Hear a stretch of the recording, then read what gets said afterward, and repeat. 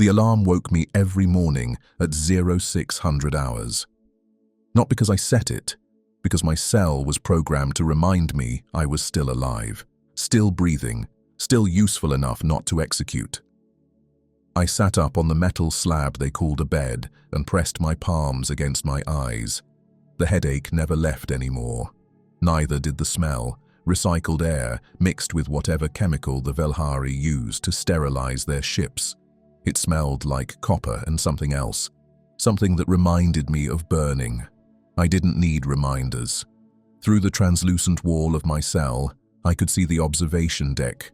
Beyond it, the ruins of what used to be called the Sol System. What used to be home. Earth was gone.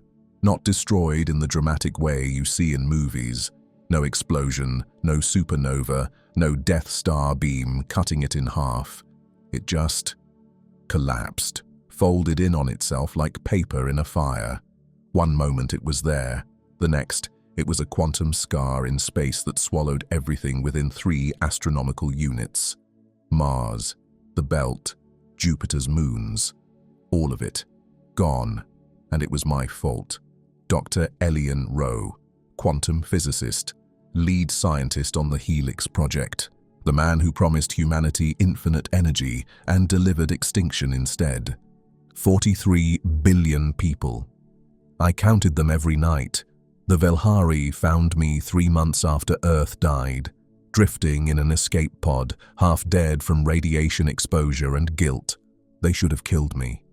Their council voted for it. Humanity had been a problem for decades, expanding too fast, taking too much, refusing to acknowledge the older civilizations that warned us to slow down. But I was kept alive for one reason. I knew things they didn't. And now, apparently, they needed me again. The door to my cell hissed open. 2 Velhari guards stood there, tall, angular, their chitinous skin reflecting the blue overhead lights. They didn't speak. They never did to me. Just gestured with their plasma rifles toward the corridor. I stood slowly, pulling on the grey jumpsuit they'd given me. It had no insignia, no name, nothing to indicate I was anything other than a prisoner. Which was accurate. I followed them through the ship's corridors. The Kraventus was a Velhari dreadnought, one of their largest warships, designed to project power across systems. The walls were lined with their script, glowing softly in the dim light. I'd learned to read some of it over the months. Most of it was operational, power flow, life support status, that kind of thing. But occasionally, I'd see something else. Phrases carved into bulkheads by soldiers who'd been here before me. May the void take us gently, for those who won't return. Even aliens prayed, I guess. We reached the command deck. The doors split open, and I stepped into organized chaos. Dozens of Velhari officers moved between stations, their hands dancing over holographic displays. The main view screen showed a tactical map of the outer reaches, a section of space I didn't recognize. Standing in the center of it all was Commander Sierra Vale. She turned as I entered. Her eyes, 3 of them, arranged in a triangle across her face, fixed on me with that same mixture of contempt and calculation she always wore. Dr. Rowe. Her voice was a low hum, translated through the neural implant they'd forced into my skull. You're needed. I didn't realize I had a choice, I said. Her mandibles clicked, the Velhari equivalent of a humorless smile. You don't. But I thought I'd be polite. She gestured to the view screen. The tactical map zoomed in, focusing on a cluster of systems marked in red. 3 days ago, the Kithran colony on Vosara 2 went silent. Population, 200 million. No distress call, no warning. When our scouts arrived, they found this. The screen shifted to surveillance footage. I've seen a lot of horror in my life. I'd caused a lot of horror in my life, but what I saw on that screen made my stomach turn. The colony was gone, not destroyed, consumed. The buildings, the infrastructure, the ground itself looked like it had been stripped down to raw molecules and rearranged into something else. Geometric patterns covered the surface, pulsing with a faint bioluminescent glow, and moving through those patterns were things. They looked like fragments of machinery fused with organic matter, hundreds of them, maybe thousands, flowing across the colony like a living tide. They moved with purpose, with intelligence. "What the hell is that?" I whispered. "We call it the Veil Swarm," Syra said. "It appeared 6 months ago in the outer reaches. Since then, it's consumed 14 colonies, 7 different species, over 9 billion sentient lives. 9 billion. The number hung in the air like an accusation. "It doesn't communicate," Syra continued. "Don't negotiate. Doesn't stop. It simply consumes everything in its path and moves to the next system. Our scientists believe it's some kind of ancient AI, designed for resource extraction on a galactic scale. But we don't know how to stop it." She turned to face me fully. "That's where you come in." I stared at her. "You want me to help you fight this thing?" "No. I want you to help us understand it." She gestured, and a new image appeared. A data stream, dense and complex. 3 weeks ago, we intercepted a transmission from the swarm. It was broadcasting on quantum frequencies, the same kind your Helix project used. My blood went cold. "We need someone who understands quantum resonance theory," Syra said. "Someone who's worked with those frequencies before. Someone who..." She paused. "Someone who's already made contact with forces beyond our understanding. You think this thing is connected to what happened to Earth? We think it's possible. And if you're responsible for waking it up..." Her eyes narrowed. "Then you're responsible for stopping it." I looked at the screen, at the patterns, at the data streams that looked too much like the readings I'd seen in the seconds before Earth died.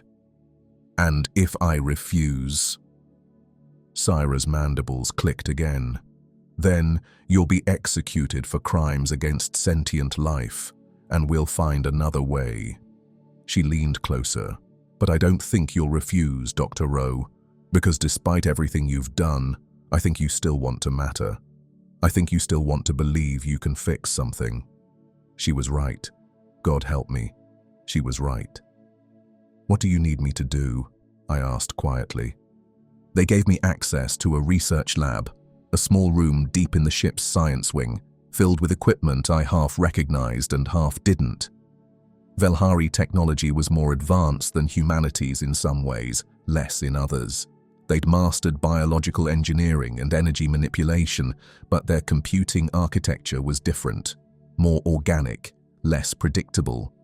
I spent the first day just trying to translate their data formats into something I could actually read. The second day, I started analyzing the transmission. It was worse than I thought. The Veil Swarm wasn't just using quantum frequencies, it was speaking in them. Every pulse contained layers of information, compressed and encoded in ways that shouldn't be possible. It was like listening to a conversation happening in 4 dimensions, while you could only perceive 3. But I'd heard something like it before. In the final seconds of the Helix project, when the reactor breached and reality started folding in on itself, we detected a signal. Brief, chaotic, but unmistakably intelligent. At the time, I thought it was just noise, interference from the quantum collapse. Now, I wasn't so sure. I worked for 16 hours straight, pulling apart the swarm's transmission bit by bit. My hands shook, my head throbbed, but I couldn't stop, because buried in those frequencies was a pattern, a message, and it said, "We are awake, we remember, we expand." I sat back in my chair, staring at the words on the screen. The door behind me hissed open. I didn't turn around. "You found something," Syra said. It wasn't a question. "Yeah," my voice sounded hollow. "I found something." She moved to stand beside me, reading the translation. Her expression didn't change, but I saw her hands tighten on the edge of the console. "We are awake," she repeated. "Awake from what?" "Dormancy. Or maybe something worse." I pulled up another section of the data. This thing isn't just an AI. It's old. Really old. Pre-civilization old. I think it was designed as a reset mechanism, something meant to consume failing ecosystems and recycle them into raw resources for the next cycle. A galactic extinction event, Sira said quietly.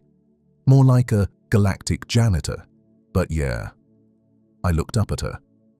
And I think the Helix project woke it up.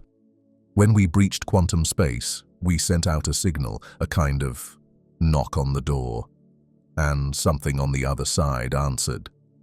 Sira was silent for a long moment. Then she said, "Show me everything." Over the next 3 weeks, I worked closer with the Velhari than I ever thought possible. Sira assigned me a research team. 3 scientists who clearly hated having me there, but were professional enough to do their jobs. We analyzed every scrap of data on the Veil swarm, tracking its movements, its patterns, its methods, and what we found was terrifying. The swarm wasn't random, it was methodical. It targeted systems with high energy signatures, places with advanced technology, large populations, quantum research facilities. Places like Earth had been. "It's drawn to progress," I said during one of our briefings. "The more advanced a civilization becomes, the more attractive it is as a target. It's like it's pruning the galaxy, keeping species from growing too powerful. Or preventing them from making the same mistake you did," one of the Velhari scientists said coldly. I didn't argue. Sira studied the tactical map. "If that's true, then we're next." The Velhari Dominion has 7 core systems, all with quantum research programs. We've been experimenting with dimensional energy for decades. "Then shut them down," I said. "Stop all quantum research. Make yourselves less attractive." "We can't," she turned to face me, "because we're building a weapon, something that uses the same principles as your Helix project, but controlled, stable. We call it the Nexus Array." The room went cold. "You're doing what?" "We're adapting your research," Sira said calmly. "Your calculations, your theories. We've been studying the data from Earth's collapse for months, and we believe we can weaponize quantum resonance, use it to destabilize the swarm's cohesion field, tear it apart from the inside." I stood up so fast my chair fell over. "Are you insane? Do you have any idea what you're playing with?" "That's exactly what I thought. I thought I could control it. I thought I understood the math." My voice was shaking. "And I killed 43 billion people." "You made mistakes," Sira said. "We won't." "That's what I said. That's what every scientist says before they destroy everything." I slammed my hands on the table. "You can't control quantum resonance on that scale. No one can. The math is too complex. The variables too unpredictable. You're going to do to your people exactly what I did to mine." The room was silent. Sira's 3 eyes fixed on me with an intensity that made my skin crawl. "Then help us," she said quietly. "You know where the mistakes are. You know what went wrong. Help us avoid them." "I can't." "Yes, you can, because if you don't and we activate the Nexus Array anyway, and it fails," she leaned forward, "then you'll be responsible for another extinction, except this time you could have prevented it." The words hit me like a physical blow. I sank back into my chair. "That's not fair," I whispered. "No," Sira agreed. "It's not." But neither was Earth. She was right. And I hated her for it. I agreed to help. Not because I believed in the Nexus Array, not because I thought it would work, but because I couldn't stand the idea of watching another world die while I did nothing. They brought me to the research facility, a massive station orbiting Velhari Prime, their homeworld. The station was beautiful in a cold, alien way, all sharp angles and flowing organic curves like someone had built a cathedral out of bone and light. Inside, hundreds of scientists worked on the array. I could see it through the observation windows, a massive structure suspended in the station's core, pulsing with controlled quantum energy. It looked exactly like the Helix reactor, and I knew with absolute certainty that it was going to fail. I spent days reviewing their calculations, checking their safety protocols, looking for the flaw I knew had to be there, and I found it.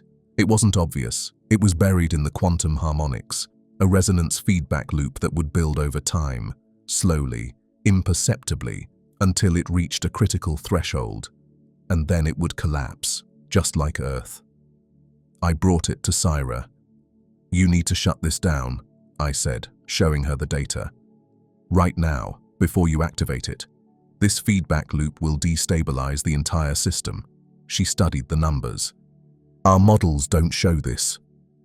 "Your models are wrong. Look, here, in the harmonic frequency overlap, you're not accounting for quantum entanglement decay. It compounds exponentially. By the time you realize something's wrong, it'll be too late to stop it." Syra was quiet for a long time. Then she said, "Even if you're right, we don't have a choice. The Veil swarm will reach Velhari Prime in 6 days. If we don't activate the array, our entire civilization dies. If we do activate it, and it fails." She looked at me. "At least we tried." "Tried? You're gambling your species on a weapon that's going to kill you." "Yes." She met my eyes. "Just like you did." The accusation hung between us. "That's different," I said. "I didn't know. I made a mistake. And I'm making an informed choice, with incomplete information and no good options, just like you." She turned back to the array. "The activation is scheduled for tomorrow. You can help us refine the protocols, or you can return to your cell. Either way, this happens." I stared at her, at the determination in her expression, the same determination I'd seen in my own reflection the day we activated the Helix reactor. And I realized something terrible. She wasn't wrong.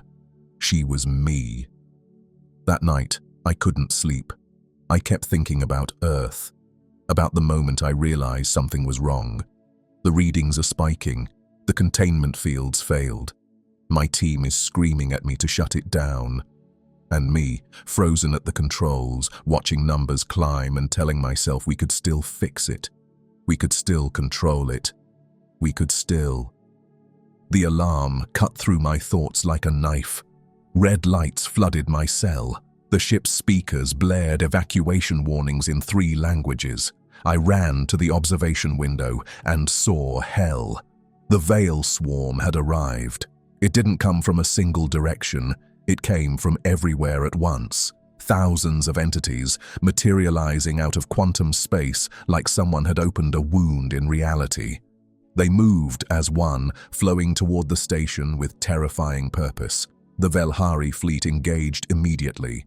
Plasma fire lit up the void. Railgun rounds tore through swarm entities, ripping them apart. But for every one destroyed, 2 more appeared. My cell door opened. A guard gestured frantically. "Command deck!" Now, I ran. The command deck was chaos. Officers shouting coordinates, tactical displays showing fleet positions collapsing one by one, and in the center of it all, Syra, coordinating the defense with cold precision. She saw me. "The array, can we activate it early?" "Not without increasing the instability. You need at least 12 hours to properly calibrate." "We don't have 12 hours. She pulled up a tactical view. Half the fleet was gone. The station's shields were at 40% and dropping. If we don't activate now, there won't be anything left to protect." I looked at the readings, at the array's power levels, at the feedback loop calculations I'd run 100 times. Every simulation ended the same way. Collapse, failure, death, just like Earth. "Don't do this," I said quietly. "Please, I'm begging you. I've seen this before. I know how it ends." Syra looked at me, really looked at me, and for the first time since we'd met, I saw something other than contempt in her eyes. I saw fear. "Then help me," she said, because I'm out of options. The activation sequence took 4 minutes. 4 minutes to power up a weapon that could either save a civilization or destroy it. I worked the console beside Syra, adjusting harmonics, routing power flow, trying desperately to compensate for the feedback loop I knew was coming. Around us, the swarm pressed closer. The station's shields were at 20%, 10%, 5. 90 seconds to full power, the weapons officer reported. I watched the readings climb, watched the quantum resonance build, and saw the moment it started to go wrong. There! I pointed at the harmonic frequency display. The decay is starting. You need to reduce power by 30% or it'll cascade. If I reduce power, the array won't have enough energy to destabilize the swarm. Syra's hands flew across her console. We need full power, or this doesn't work. Full power will kill everyone on this station. The swarm will kill everyone anyway. We were shouting at each other while her people died around us, and I saw it again. I saw myself 3 years ago making the same choice, same calculations, same desperate hope that somehow, impossibly, I could control forces I didn't understand. 60 seconds, the officer said. The feedback loop was accelerating. I could see it in the data, the same pattern, the same exponential growth. It was happening again, and I was letting it happen. Shut it down, I said. Syra turned to me. What? Shut it down, right now, before it's too late. We need 30 more seconds. In 30 seconds, everyone dies. Trust me. I grabbed her arm. Please. I know what this looks like. I know what happens next. And if you don't stop it right now, you're going to murder your entire species. Syra stared at me. I saw the war happening behind her eyes. The same war I'd fought. The terrible calculus of acceptable losses and impossible choices. Around us, the station shook. The swarm was breaking through. 20 seconds, someone said. Syra's hand hovered over the emergency shutdown, and I saw her make the decision. She pressed the button. The array powered down. The quantum resonance collapsed harmlessly, and the veil swarm smashed through the station's shields. The next 30 seconds were chaos. Swarm entities poured through the breach. Security teams opened fire. Plasma rounds tore through corridors. People screamed. I grabbed Syra and ran. We made it to an emergency escape corridor before the blast doors sealed behind us. Through the transparent panels, I could see the swarm consuming the command deck, absorbing it, reconfiguring it into those terrible geometric patterns. I doomed us, Syra said quietly. I trusted you, and I doomed us. You saved us, I said. The array would have killed more people than the swarm. But now we have no weapons, no defense, nothing. She was right. I looked at the station schematics on the wall panel, looked at the array's core, still intact, still holding enough quantum energy to... An idea hit me, a terrible, desperate, probably stupid idea. But it was all we had. The array, I said.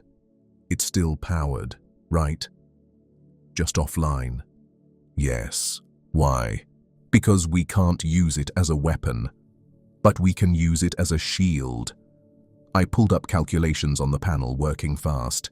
If we reverse the resonance frequency and route it through the station's hull, we can create a quantum barrier. Nothing fancy. No destabilization. Just a wall. One the swarm can't cross. Syra studied my work. This would require someone to manually control the harmonics, constantly adjust for feedback. Any mistake would cause another Earth. I know. I met her eyes. But I also know I'm the only one here who can do it. Who understands math well enough. Who's made these mistakes before. It would be a suicide mission. You'd have to stay at the core. You'd be exposed to lethal quantum radiation within minutes. I know. Dr. Rowe. Elian, I said. My name is Elian, and I've been dead for 3 years, ever since Earth. I just didn't have the courage to finish it. I smiled. It felt strange on my face. Let me do this. Let me matter. One last time. Syra was quiet for a long moment.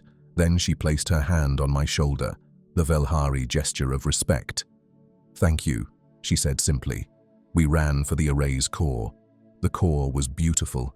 I stood at the controls, surrounded by swirling quantum energy that painted the walls in colors I didn't have names for. Through the observation windows, I could see the swarm pressing against the station, consuming, expanding, inevitable. I activated the communication. "Syra, are you clear?" "All personnel evacuated to the secondary hull." "Whenever you're ready, Doctor." Doctor, she'd never called me that before. "Activating in 3, 2, 1.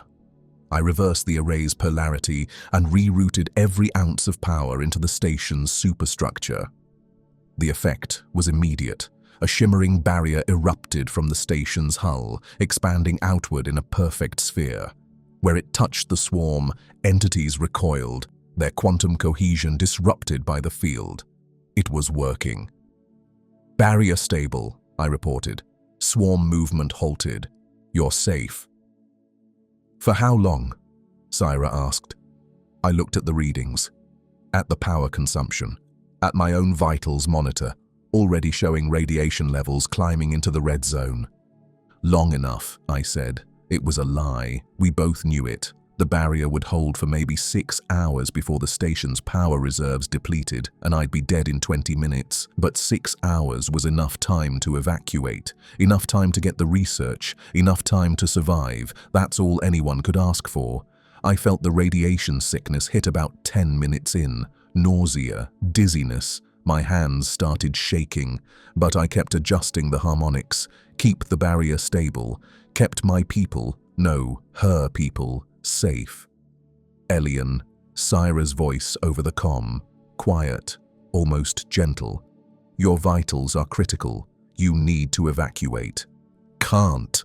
The moment I leave, the barrier collapses." "Then let it collapse." "You've bought us enough time to—" "Not enough," I interrupted. "The swarm will follow your ships. Hunt you down. But if I hold this for another hour, you can get to the jump point, get to safety, warn the other systems. You'll die." "I was always going to die, Syra. At least this way it means something." Silence. Then, "For what it's worth, you would have made a good Velhari." I laughed. It turned into a cough. Blood spattered on the console. That might be the nicest thing anyone said to me in 3 years. 15 minutes. 20. 30. My vision was starting to blur. The radiation was cooking me from the inside out, but I could see the fleet pulling away, moving toward the jump point. Almost there, just a little longer. "Elian," Syra again. "We're clear. You can shut it down." "Not yet. Give it 5 more minutes. Make sure." "Elian, please." My voice cracked. "Let me do this right. Just once. Let me save people instead of killing them." Another silence. Then 5 minutes, and then, "Thank you for everything." "Thank you for giving me a chance," I said, "for seeing me as something other than a monster, for letting me matter." The comm went quiet. I watched the fleet disappear into the jump point, watched the swarm press against my barrier, endless and patient, and I thought about Earth, about my team, my family, the billions of people who died because I was too arrogant to admit I didn't have all the answers. I thought about Syra, about forgiveness I didn't deserve but was given anyway. And I thought about how strange it was that the last thing I'd do in my life was save the species that hated me most. Maybe that's what redemption looks like. Not grand gestures or heroic moments. Just doing the right thing when it matters, even when it costs everything. My hands fell from the controls. The barrier held, and I closed my eyes. This is the final log of Dr. Elian Rowe. Humans, scientist, war criminal. I don't know who'll find this, maybe no one. Maybe the swarm will consume this station and everything in it. But if someone does find it, I want you to know something. I destroyed Earth. 43 billion people died because I thought I was smart enough to control forces I didn't understand. I was arrogant, reckless, convinced my genius could overcome any obstacle. I was wrong, and I've spent the last 3 years believing that was my legacy, that I'd be remembered, if I was remembered at all, as the man who killed his own species. But today, I helped save one. Not my people, not even my allies, but sentient beings who deserved a chance to live. And maybe that's what matters. Not how we fall, but whether we get back up. Not what we destroy, but what we choose to protect. Maybe redemption isn't found in what we rebuild. Maybe it's found in who remembers why we tried. If you're listening to this, whoever you are, learn from my mistakes. Don't let arrogance blind you. Don't let fear paralyze you. Don't let guilt consume you. And when you're given a second chance to make things right, take it, even if it costs you everything. This is Dr. Elian Rowe signing off. May someone, somewhere, forgive me. If you were given a second chance to undo your greatest sin, would you take it, even if it cost you your life? Students come to read it, to think about it, to wonder, and sometimes when the archive is quiet, you can almost hear a voice. Quiet, tired, but at peace, saying, I did, and it was worth it. What would you do if your greatest mistake could be undone, but only through sacrifice? Would you take that chance? Think about it, and maybe, just maybe, you'll understand what it means to carry the weight of stars.